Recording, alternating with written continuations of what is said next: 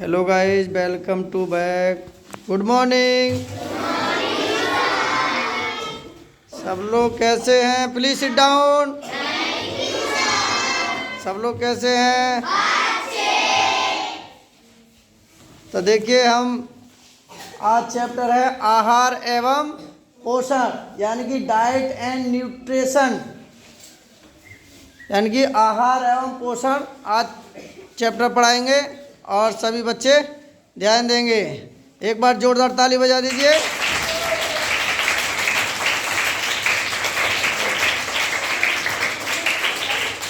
और आपके घर परिवार में सब लोग कैसे हैं? कैसे हैं? पढ़ाई में आनंद आ रहा है? तो चलिए देखिए, हम पढ़ाते हैं। यह है हमारी विद्या ज्ञान। क्या है? तो देखिए, ये है विद्या ज्ञान, उत्तर प्रदेश विद्या ज्ञान स्कूल की, जिन बच्चों ने फॉर्म भरा परिषद स्कूलों में जो पढ़ रहे हैं।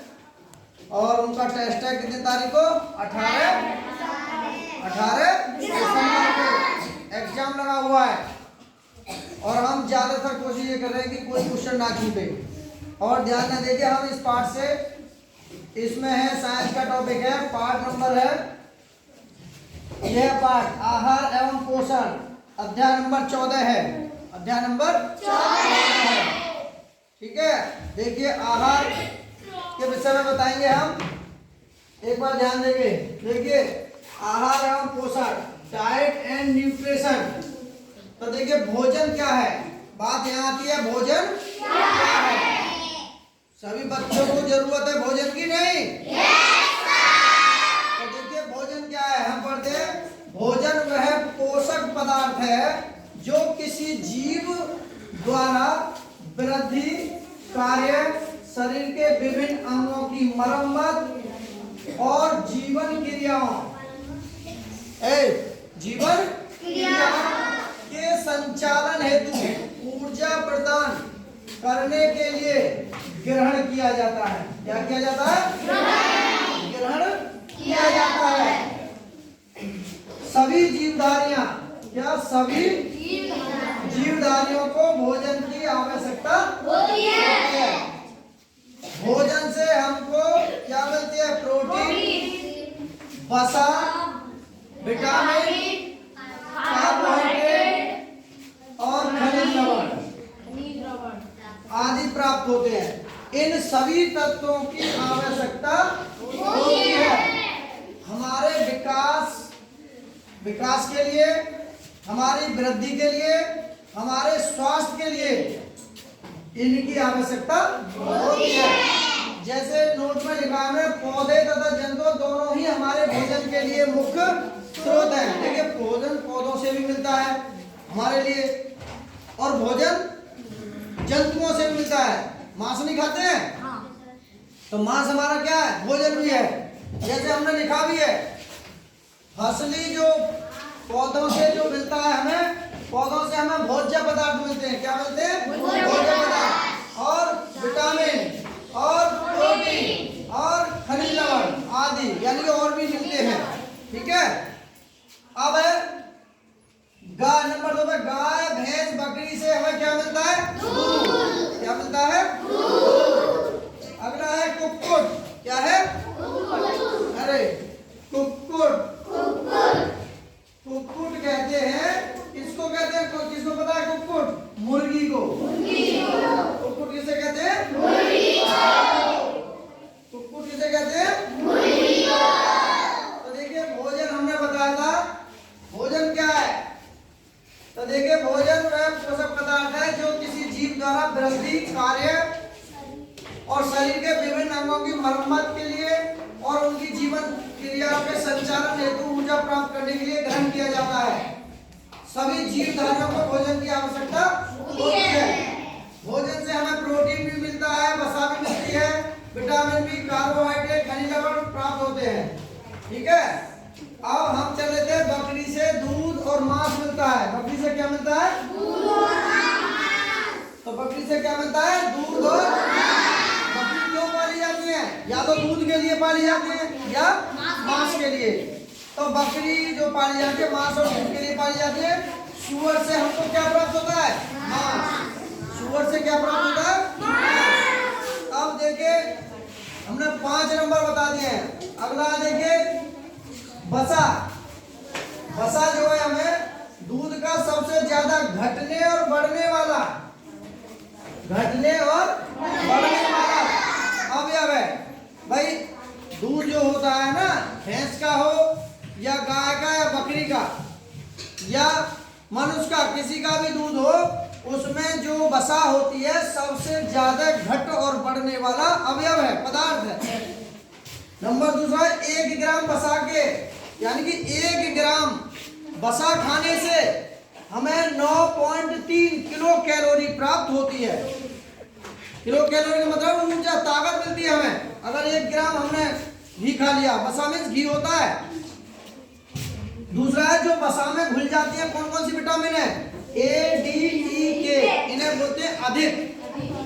ए, डी, ई, के विटामिन जो है ये वसा में घुल जाते हैं, घुले रहते हैं। अगला है वसा का अपेक्षित घनत्व होता है 0.93 होता है अपेक्षित घनत्व। और भेड़ के दूध में वसा सबसे ज्यादा होती है 7.9%। कितनी? 7.9। उससे देखने की बात करी हमने। तो देखिए 7.9 पाई जाती है।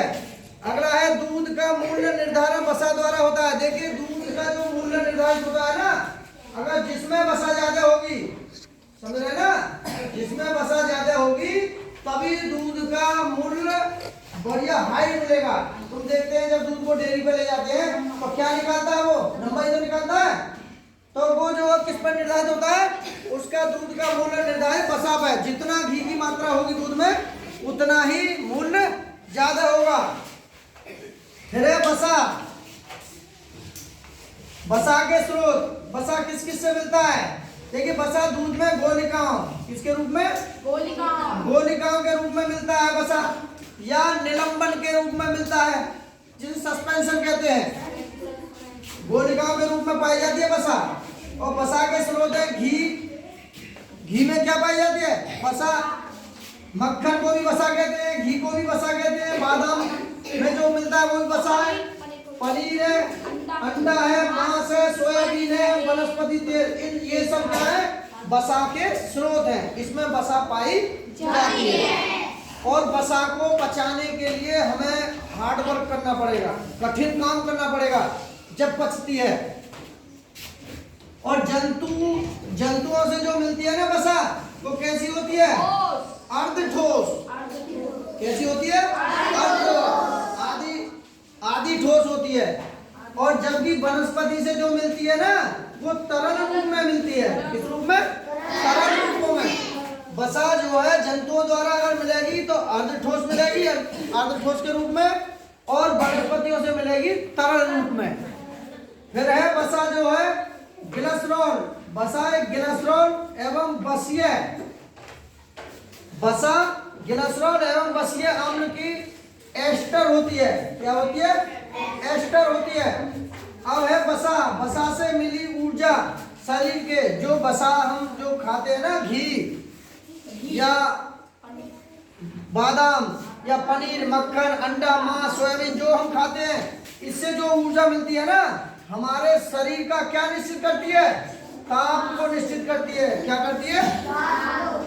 ताप को। हमारे शरीर में गर्मी बनी रहेगी, और नहीं अगर हम ठंडे हो गए ना तो हमारा शरीर कार्य करना मतलब सुस्त पड़ जाएगा। इसीलिए शरीर में तापमान भी निश्चित है। और ये तापमान शरीर में कब होता है, कब बनता है?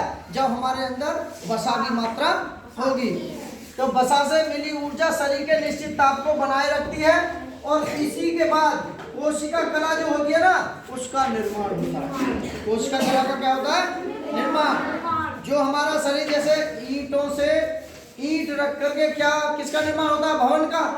किसका निर्माण होता है? भवन का। तो हमारी छोटी छोटी कोशिकाओं से मिलकर के हमारे शरीर का क्या होता है? निर्माण। हमारे शरीर का क्या होता है? निर्माण। ठीक उसी तरह हमारी कोशिकाओं को सहायता मिल जाती है। अब देखिए अनाज वाली जो फसलें हैं, अनाज वाली है, चावल है, गेहूं है, मक्का है, ज्वार है, आदि बहुत सारी हैं जो अनाज में गिनती होती है। दूसरा है दलहन। दलहन का मतलब लेग्यूमिनेसी जो क्रॉप्स है ना, दलहनी फसल। जितनी भी दाल वाली फसलें हैं सब दलहनी फसलें। चना, मटर, मूंग, अरहर, मूंगफली, ये सब जितनी भी हैं। अभी और हो सके इसलिए हमने आधी लगा दिया।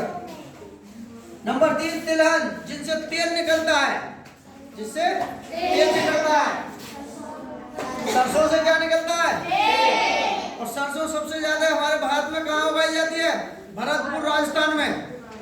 कहाँ? भरतपुर राजस्थान में। और मूंगफली भी तिलहनी फसल है और सूर्यमुखी भी।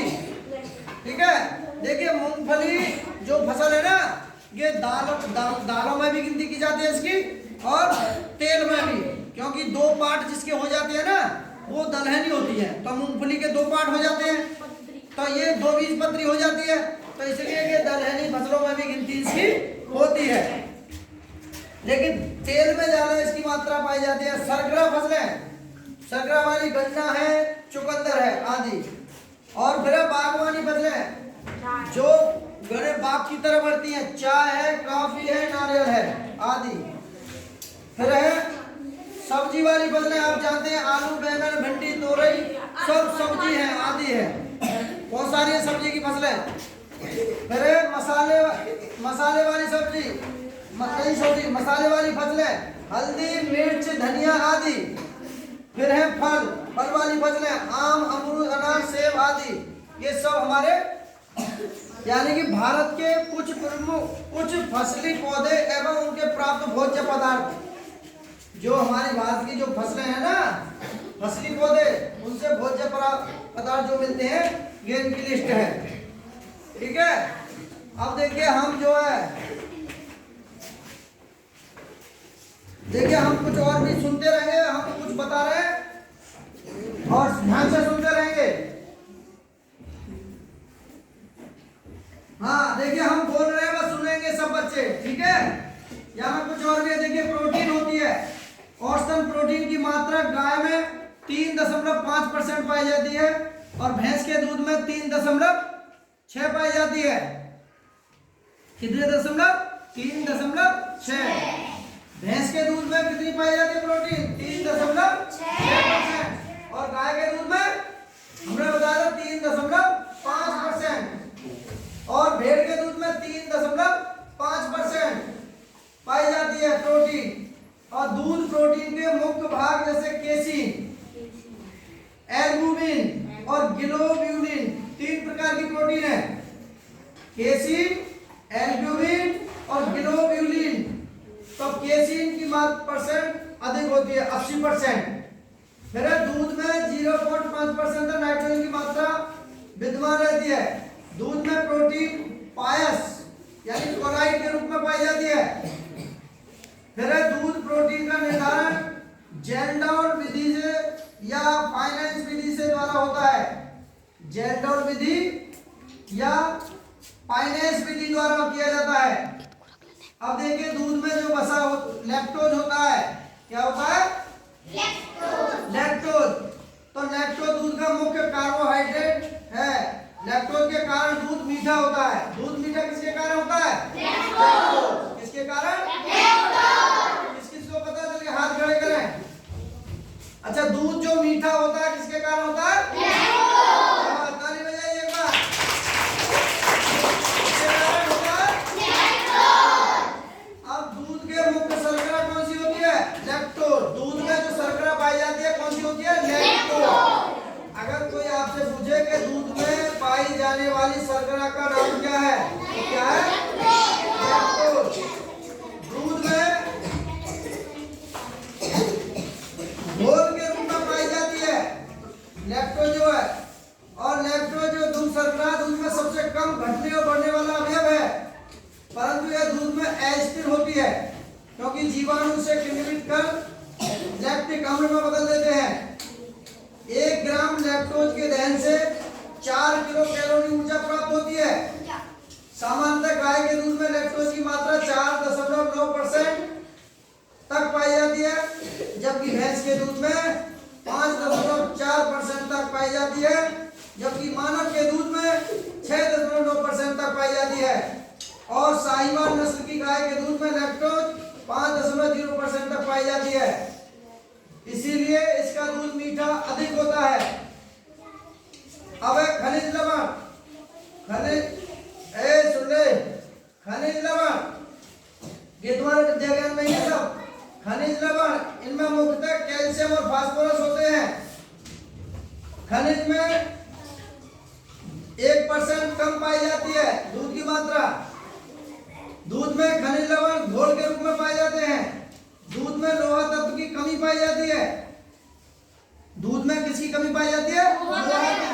लोहा तत्व, यानी कि लोहा दूध में नहीं पाया जाता, एब्सेंट होता है। अब है विटामिन। विटामिन दूध में दोनों प्रकार के विटामिन वसा में जो घुल जाते हैं, ए डी ई के हमने बता ही दिया। और जो जल में घुलते हैं विटामिन कौन से? बी और सी। जल में घुलने वाले विटामिन कौन सी है? बी और सी। और दूध में घुलने वाली वसा में ए डी ई के।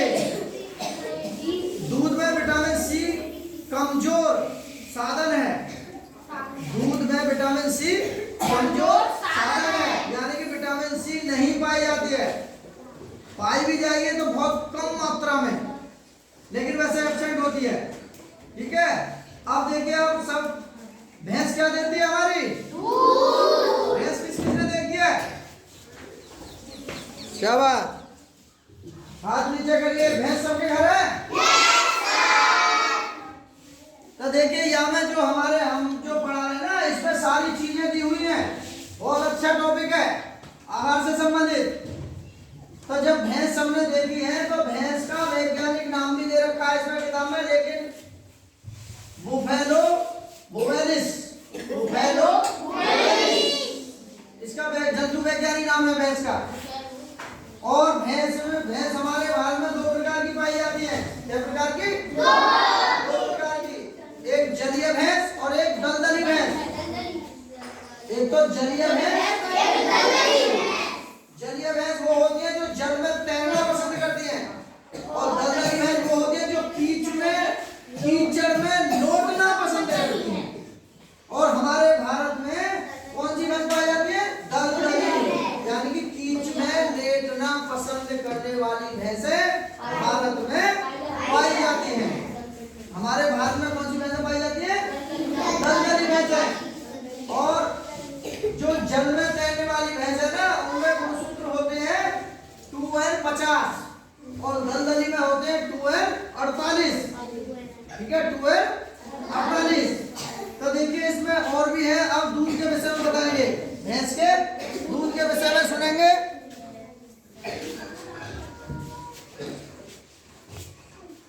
अब देखिए दूध के विषय में बता देते हैं थोड़ा सा।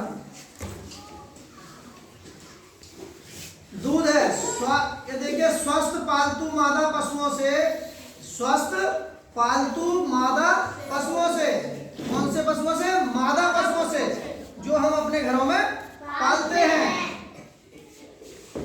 और इनके पशु के ब्याने के 15 दिन पहले और 5 दिन पश्चात, पशु के ब्याने के 5 दिन बाद और 15 दिन पहले जो स्वच्छ एवं ताजा लैक्टियल क्षरण प्राप्त होता है, उसे हम दूध कहते हैं। उसे हम दूध कहते हैं। और पूर्ण दूध से न्यूनतम 3.5% वसा। अगर पूर्ण दूध है उसमें 3.5% क्या पाई जाती है? वसा। और 8.5% वसा रहित ठोस पदार्थ SNF पाया जाता है। और दूध जो है, दूध को उतारने के लिए क्रिया अडर सिस्टन कोशिकाओं द्वारा होती है। और अगर किसी के घर भैंस दूध ना दे रही हो तो उसको एक इंजेक्शन लगाया जाता है, और उस इंजेक्शन का नाम है ऑक्सीटोसिन। क्या है? ऑक्सीटोसिन, जो तुम्हें दुकानों पे गांव में आसानी से मिल जाता है। और जो हार्मोन जो पशुओं में दूध उतारने की मदद करता है, ऑक्सीटोसिन। ठीक है। अब पानी है, दूध होती है। दूध में पानी की मात्रा कितनी होती है? 80 से 90% तक। जो पशु की जाति भेड़ में 80% तक पानी होता है, गाय के दूध में 87% तक पानी होता है, और भैंस के दूध में 82.20% तक पानी होता है, और बकरी के दूध में 87% तक पानी होता है। और ये सब पानी मिला हुआ इसमें रहता है। ठीक है, तो समझ में आया समझी में? तो देखिए एक बार जोरदार ताली बजा दीजिए। अच्छा, तो देखिए हमने बताया था आहार एवं पोषण से संबंधित वसा के विषय में बताया था। देख लीजिए एक बार। देखिए हमने आहार एवं पोषण पोषण में हमने बताया था कि भोजन क्या है। भोजन में देखिए हमने बताया भोजन में पदार्थ है जो किसी जीव द्वारा वृद्धि कार्य, शरीर के विभिन्न अंगों की मरम्मत और जीवन क्रियाओं के संचालन हेतु ऊर्जा प्रदान करने के लिए ग्रहण किया जाता है। सभी जीवधारियों को भोजन की आवश्यकता होती है, और भोजन से हमें प्रोटीन, वसा, विटामिन, कार्बोहाइड्रेट, खनिज लवण प्राप्त होते हैं। हमने अभी बताया, प्रोटीन के विषय में बताया, वसा के विषय में बताया, विटामिन के विषय में बताया, कार्बोहाइड्रेट के विषय में भी बताया, खनिज लवण, और ये हमारे वृद्धि और विकास और स्वास्थ्य के लिए होते हैं। ठीक है, एक बार इसे देख लें गौर से। देखिए भोजन के कुछ फसली पौधे, उनकी प्राप्त भोज्य पदार्थ हैं। फिर हमारा वसा है, वसा से कुछ इम्पोर्टेंट बातें हैं, हमने ये सारी बता दी हैं। अब देखिए प्रतिदिन औसत कैलोरी की आवश्यकता होती है। देखिए हम इसे बताएंगे। देखिए अब प्रतिदिन औसत कैलोरी की आवश्यकता, जो हम बात काम करते हैं ना, जो हम काम करते हैं, जो हमारे कार्य करने में जो एनर्जी, ऊर्जा खर्च होती है, उसकी पूर्ति देखिए कहाँ से होती है? इनसे खनिज, वसा, प्रोटीन, विटामिन, इनसे सबसे हमें एनर्जी, ऊर्जा मिलती है। तो देखिए ये प्रतिदिन औसत कैलोरी की आवश्यकता हमको रोज आवश्यक है, इतनी ऊर्जा की हमें प्रतिदिन आवश्यकता है कैलोरी की।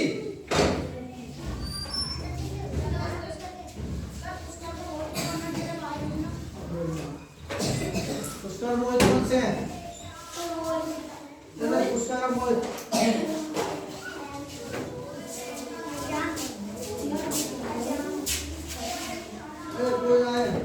तो देखिए अब हम बताएंगे। देखिए हमें प्रतिदिन औसत कैलोरी की आवश्यकता होती है। देखिए अगर हम पढ़ाई भी कर रहे हैं ना, तब भी हमारे लिए क्या चाहिए? कैलोरी, ऊर्जा। तो देखिए हम कर रहे हैं आयु वर्ग है, और कैलोरी प्रतिदिन, एक दिन के लिए इतनी ऊर्जा चाहिए हमें। 10 से और 12 साल का कोई बच्चा है, कितना? 10 से 12 साल अगर कोई बच्चा है तो उसके लिए 2000 कैलोरी प्रतिदिन चाहिए। अगर 12 से 14 वर्ष का कोई बच्चा है तो उसको 2200 किलो कैलोरी ऊर्जा उसको चाहिए। अगर 14 से 16 वर्ष तक का कोई बच्चा है, लड़की हो या लड़का, तो उसके लिए चाहिए हमें 2600 किलो कैलोरी ऊर्जा। अगर कोई 15 से 18 वर्ष का है, उसके लिए चाहिए 3000 किलो कैलोरी ऊर्जा। और वयस्क होते हैं ना, 18 साल से लेकर के 25 साल या उससे ऊपर तक जितने भी वयस्क होते हैं, जवान कहते हैं ना, संघर्षपूर्ण तूफान अवस्था होती है, जो टीनेज होती है। क्या होती है? टीनेज जो होती है ना, वो यानी कि कितने से होती है? 17 साल, नहीं, टीनेज होती है 13 साल से लेकर के 19 साल तक। देखिए 1 2 3 4 5 6 7 8 9 10 11 12 के बाद आता है 30। कितना आता है? 30। कितने कहते हैं? 13। कितने कहते हैं? 13। देखिए 13 14 15 16 17 18 19 तो साल के बीच की उम्र टीन एज होती है। और ये एज ऐसी है, संघर्ष और तूफानपूर्ण अवस्था है। ये बहुत खतरनाक और झगड़ालू प्रवृत्ति की एज होती है और दूसरे से दोस्ती करने की प्रवृत्ति होती है। और इसी एज में बिगड़ते हैं और इसी एज में संभलते हैं। इसीलिए संभल के चलना है, मन लगा करके पढ़ाई करना है, अपने माँ बापों के सपनों को साकार करना है। और इस किताब पे भी देखिए लिखा है, सच होते हैं सपने। क्या होते हैं? हाँ, सच हुए हमारे सपने, सच हुए हमारे सपने। देखिए किताब में अगर इसमें एडमिशन हो जाता है किसी बच्चे का तो आपके सपने पूरे हो जाएंगे। समझे नहीं? अच्छी शिक्षा, अच्छी वो चीजें सुविधाएं मिलेंगी। भाई गरीब बच्चे हैं, गरीबी सरकारी के स्कूल है, इसमें हम इतनी मेहनत कर रहे हैं, बच्चों ने हमारे यहाँ फार्म भरे हैं, तो हमने ये सोचा था कि हम 4 को क्या पढ़ाएं, सभी बच्चों को ज्ञान दे दिया जाए, हैं, ताकि किसी का भला होगा। तो अपने साथी जो भी हैं देख रहे हैं वीडियो, हमारी वीडियो को भी शेयर करें, लाइक करें। और देखिए आगे हम बता रहे थे कैलोरी। चलिए यहाँ तक हमने बता दिया था। तो भैंस के लिए कितनी चाहिए? 2500 से 4000 किलो कैलोरी चाहिए। 2500 से 4000 किलो कैलोरी। और 65 साल से 75 वर्ष का कोई व्यक्ति है, 65 से 75 वर्ष का कोई अगर प्राणी है तो उसको 2300 किलो कैलोरी चाहिए। तो कैसी रही वीडियो? चलिए एक बार जोरदार ताली बजा दीजिए।